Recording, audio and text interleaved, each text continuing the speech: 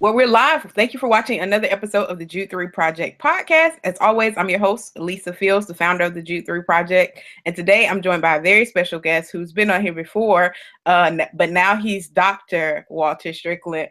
Welcome, Dr. Strickland. How are you doing today? Doing pretty well. It's good to be back with you again. Good to have you.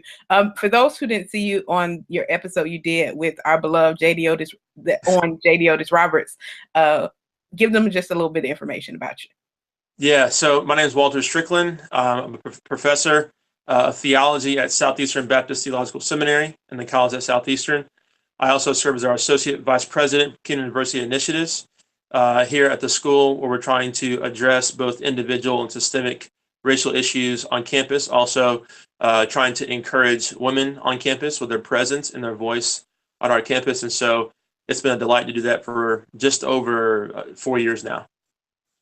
Awesome. So we're going to talk about a new book you have out. I have it here. Yes. Sent me a copy.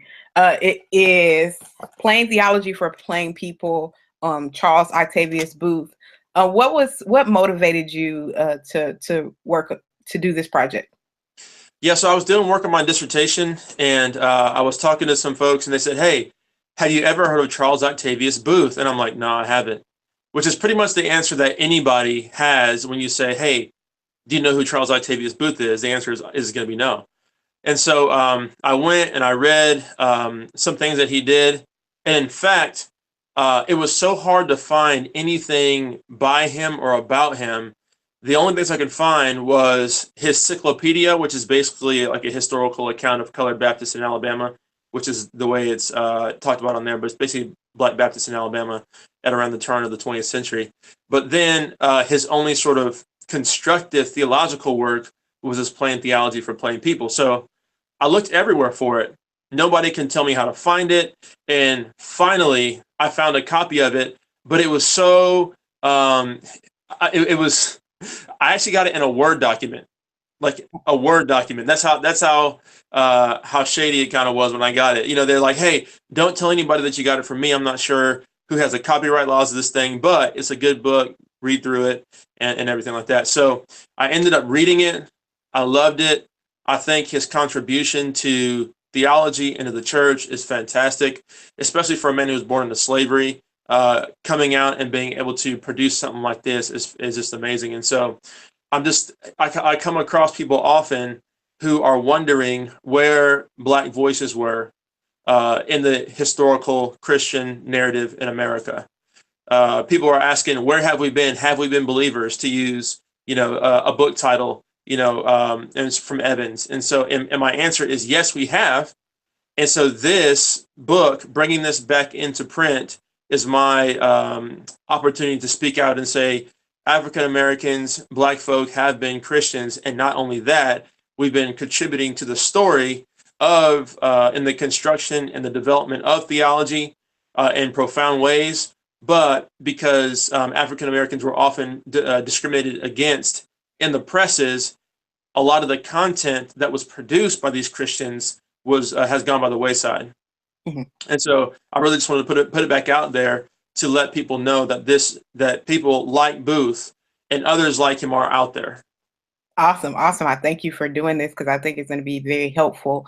Tell us a little bit more about who Charles Boothe is. Tell us a little bit more about the man. Yeah, so Boothe was born in 1845 into slavery. He was a slave of Nathaniel Howell Sr., and he was basically learned how to read in the shadows of a plantation. There were some teachers who were basically staying on the plantation where he was living. And those teachers, in the shadows of the night, they got a tin plate that had letters on it, and they taught him how to read on the etchings of that tin plate. And so he is extraordinarily gifted because he learned how to read in an environment that wasn't very hospitable to learning. And so he ended up cultivating his mind and his gift and his ability to read, because he was hired by the town clerk to work for a judge. And in that, for judges and lawyers at that time, we know that much of the logic of of the law is based on the book, the writings of Paul. And so what he was doing is that he would, begin reading, the scripture in order to do his job. But in doing so, he actually came to a saving knowledge of Christ. And so this happened just before emancipation. And then at emancipation, he really wanted to begin to equip, sharecroppers, to equip plain people, as he was saying, to read the Bible, to have an orderly account of the Christian faith. So what he was doing is that he was a church, planter himself, although back then they didn't call it church planting. He started a church in what year did he start Dexter Avenue? The year is escaping me, but right around the turn of the century, he established Dexter Avenue Baptist Church, which many of us now know as King Memorial Baptist Church, because Martin Luther King was its 20th pastor, and that was the place where the Montgomery bus boycott started. So he has a lot of influence into some of these institutions that we celebrate nowadays. So he started a church. He started an institution. He started the University of Selma University, and so he was a founding father there. He believed in education.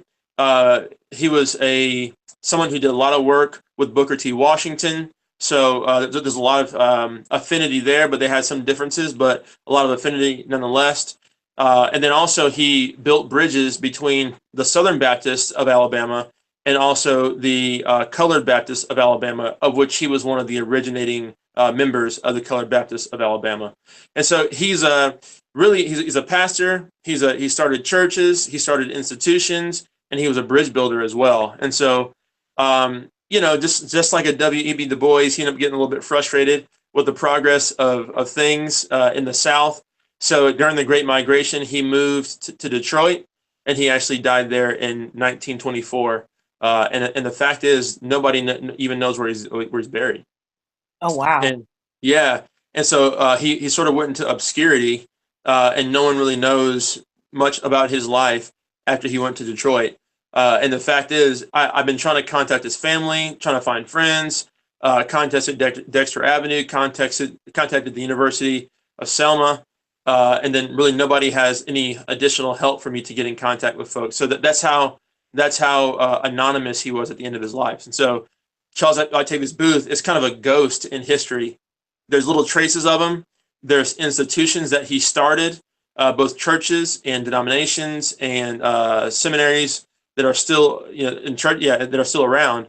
But he's just hard to really nail down.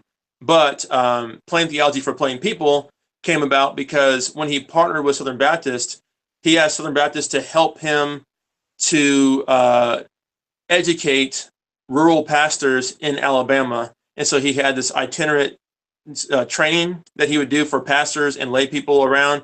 And then he wrote Plain Theology for Plain People to be sort of a resource that he handed out and taught through when he went to those sort of those teaching sites. So it's a type of systematic theology? Yes, it is. It is. So it's a lay level systematic theology, and it's funny because it's aimed at plain people, which is sharecroppers, which is people who have an elementary school education. But as you read through it, which this is the original text, I didn't doctor it at all. It's like he's writing to people who graduated high school because the level is so much. It is expected more out of readers and comprehension at that time. So for the average person, adult in America, it's actually right on course. And there's a ton of scripture in there too. So I would guess it might be around 15 to 20% scripture, which is actually a very good and sort of a doxological reality of the text that I think many people are going to like. That's awesome. What would be different from Plain Theology from Plain People and maybe Grudem systematic theology? Just the level of writing, or just how he framed it? Yeah. So it's a lot shorter, obviously, but as far as what is actually in both volumes, Grudem, even in his systematic, it's more of he gets a lot of verses and sort of plugs it into and just dumps it into a machine, churns the wheel a little bit, and out pops his theology. So it's a lot more mechanistic and didactic and sort of, so to speak, a lot more regimented. But as you read Booth, he has that sort of narratival disposition that sort of that arose out of a more oral tradition. And so even as he's framing what we're calling a systematic theology, it's a lot more narratival, it's a lot more descriptive. He's beginning some of the conversation in the text, and then you can just see how the way in which he begins to develop these doctrines is a little bit different, because he's sort of emerging it from below as opposed to from above, in that he's not just taking a bunch of verses and then using that to be a proof text, or those as proof text for his theology. He's going to the biblical text and sort of allowing it to emerge, these doctrines to emerge organically out of that interaction with the text itself. And so I think that's one of the biggest distinctions between, say, a Grudem and a Boothe. But and also it's just the language that's used to describe the things of God are just different. I know we're dealing with two different people and two different time periods, but even those who would follow in the tradition of Booth, they would just go about describing the realities of God in a different way. And the fact is that amongst many white evangelicals, I think they would do well to read Booth and to hear how he's describing God in a very orthodox way, yet he's using a set of words that point to God in ways that are a little bit different than what they're accustomed to. So it's almost like God comes alive again. Not that he was dead, but you know what I'm saying? He just the reality of God just washes over you afresh when you read it from the perspective and from the explanation of a Charles Octavius Boothe. That's awesome. That's awesome. When you talked about the ways in which he shaped things, what are if you could give two examples of doctrinally how he shaped things, what would those be? Geez, you're asking me some good questions. Let's see. So I would even talk about the way that he shapes his discussion about eschatology. There is actually a lot less in eschatology than many of us would assume will be in eschatology. Really, because Black folk had different questions than a Wayne Grudem would have when it comes to the eschaton. Oftentimes, there's these lots of charts in the systematic theologies that are often given at many evangelical or conservative, so to speak, schools. There's lots of graphs where they're trying to, chart out the dates and times of things, which is sort of part and parcel to what you would think about with dispensational theology. But really, Booth is asking bigger questions. He's asking about the kingdom. He's asking about, even more individual eschatology. And so it's interesting that the set of questions that he is bringing to the text to find answers to are shaped not by what you would typically find in the academy, but really through his lived experience. But also he is informed by those works, but he's still being faithful to answer the questions of the plain people to whom he was writing. Awesome. So eschatology is one. What would be another one? Christology be a good one. I mean, this is the big one. This idea of theology from above versus theology from below, again, really trying to participate in the humanity of Christ is a way that these theologians, people who have a perspective of a theological formulation from below, begin to try to look at Christ, to really try to get into the narrative of Christ, as opposed to stepping back and looking at the narrative of Christ and trying to analyze it. And so that's where you have a more Western perspective meeting a non-Western perspective, which is really what that is, this sort of theology from below, trying to get into that narrative. And so you'll see that even though he's trying to answer many of the he's trying to get into that systematic theological framework, but you almost feel him fighting with it, because he's not, while he wants to have that orderly account of the Christian faith that he talked about, it's almost at war with this getting into the story of, he's just trying to get in and under and through the Bible, the biblical story, as he's sort of participating in the Christ event and seeing what that means for the Black experience in the 1890s. Yeah, that's good. It makes me think of what Rufus Burrell talks about in his book on Cone in 1968, where he writes about how African Americans in the 60s were having trouble relating to Black youth of that time because they were trying to fit kind of a white conservative framework in their preaching. And then they discovered that the Black youth weren't asking those questions. So they had to change everything around and kind of create a theological framework from the questions that were being asked, and not just a top-down approach, but a bottom-up approach. So exactly what you're alluding to that Charles Booth was doing. What other things would you like our audience to know about Booth?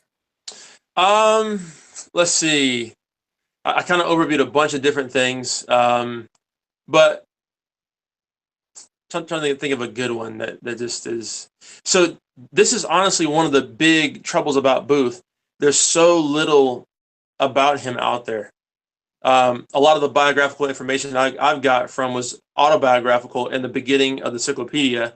But that cyclopedia, which is like an encyclopedia of colored Baptist churches in Alabama, it was basically 4 or 5 pages of biography, like autobiography, and then there's just some little things here and there. So really, it's crazy, but almost all that I told you is out there. It's all that's out there.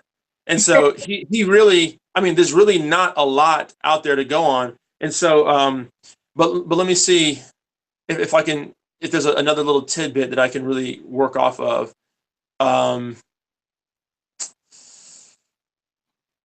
So as seeing him as a educator, as a pastor, as a establisher of an institution, I think what we're seeing, the sum total of that, really is a person who was trying to use his gifts to meet the needs of his day. And so as we look at Booth as a historical figure, I mean, he really was, looking around and seeing what the needs were and just trying by God's grace to meet that. Almost like in the scripture when we read Nehemiah, he was like, man, my people are the city is in ruins. The people's, the wall is in ruins. He was broken into tears, and he said, Lord, help me to be, to be used of you to do this mighty work, to rebuild the city. And I almost see like a Roberts in that same lens, because he's like, there's so many things to be done. What do I do? God, how can you use me? And so I think when we see what we know about him, I think it's imperative for us to see somebody who was trying to do that work of meeting those needs of his day. And I think I would commend that to us, for us to pray that same prayer, especially in the mess that we are in our national landscape in so many different ways, to see like what area or areas might we be able to just chip away, and hopefully we'll link arms with brothers and sisters, and then begin to do that work. Something else that I think is interesting about Booth, and just in retrospect on his life, is that, like now he has no clue about what the seeds that he's sown is doing. And so University of Selma is still around. Dexter Avenue Baptist Church ended up being the hub of what became the Montgomery bus boycott, which then gave rise to this figure named Martin Luther King, which then gave rise to the SCLC. And then, and so he does not know like what his efforts actually brought about. And so for us, let us not grow weary in well-doing, because we have no idea what our efforts will do. Even if we're discouraged like he was, and we want to go to Detroit, wherever your Detroit might be, just understand, that the Lord is still using you. So don't grow weary in that. So I guess those are a couple of observations, like just from afar, that I would make about him. That's good. One question that just came up that I thought of while you were talking was, for him to write this, the Plain Theology for Plain People, he had to have a high view of the importance of orthodoxy, and understanding just how to frame things, and to answer questions for people. Would that be something that you would agree with? Yeah, definitely. I mean, he had a high view of Scripture, allowing Scripture to be the sort of fountain from which his theology arose. I mean, even in my little introduction, very briefly at the end, I mentioned the fact that I think he's a great example for all theologians to look to, because he's really allowing his theology not to be beholden to a system, but it's beholden to the text. Mm. And so that I think is a gift that the African American sort of Christian tradition, especially in the 1800s, offers someone like Booth, is because he's not concerned about covenant theology or dispensational theology, or how reformed someone's thinking he is. I mean, and that's one observation that I made as I was reading the book for the first time. I'm like, he's not concerned about those debates of his day. He's concerned about the Bible and representing the Bible well in an organized manner. And so I think that he is a good example to systematic theologians who are so concerned about positioning themselves with or against certain positions, as opposed to looking to the text. And so I think that the organic nature of this systematic theological account is very helpful for us. Mm-hmm.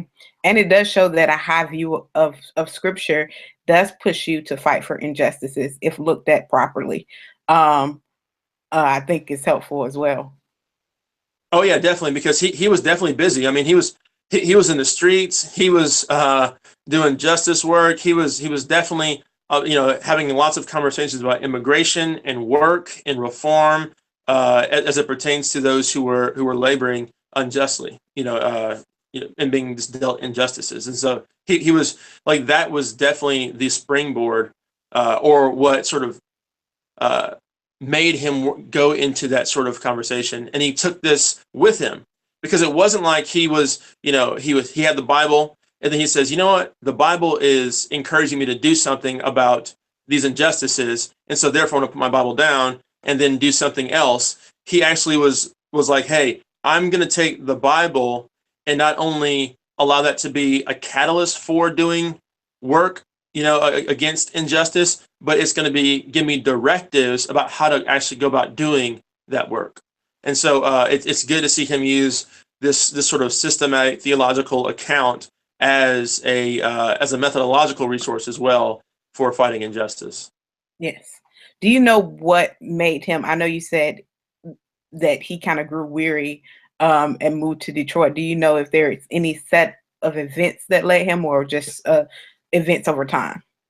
Yeah, it was just events over time. It was a kind of a culminating sort of slow process of change.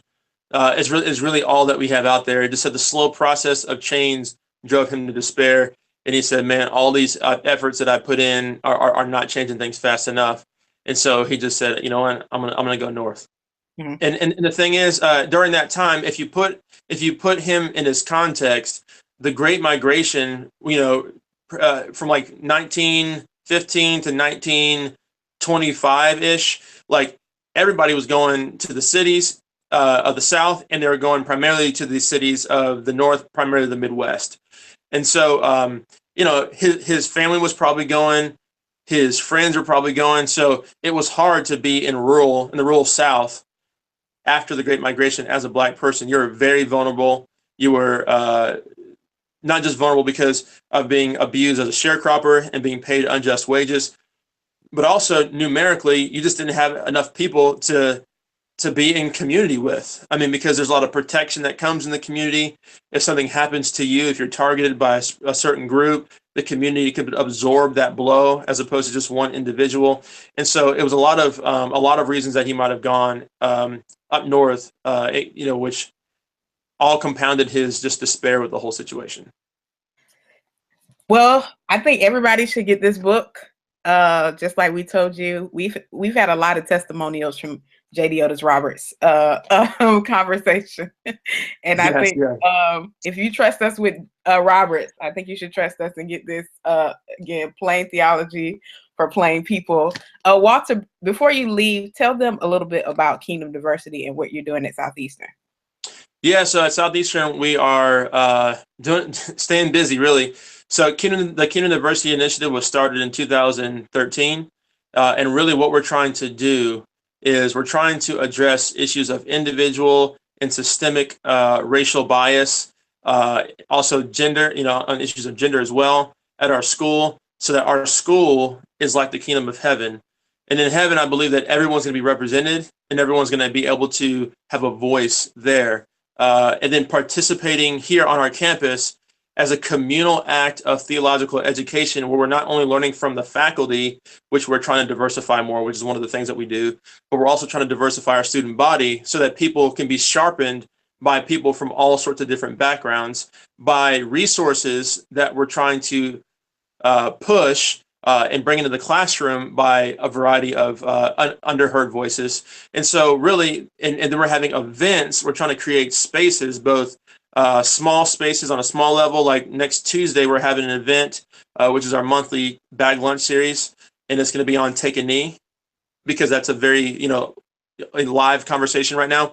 And then we have mid-size events where we have 150 people. Then we have a larger event every year where we try to welcome a couple hundred people to campus along with our student body. So just trying to create those spaces as extracurricular activities, trying to diversify our student body, getting more scholarships for underrepresented groups, both women, and then students who are ethnically underrepresented, trying to help with curricular development, not only with the books that are given, but the classes themselves that are offered, degree programs that are offered, helping the faculty to facilitate a multicultural learning context, but also bringing new faculty on to embody Christian experience in the classroom as they're instructing a classroom that looks like the kingdom as well. So we're trying to hit, on all those fronts, and it's been a good ride so far. The Lord is blessing us, in our efforts, and so we're just pleased to be a part of what He's doing.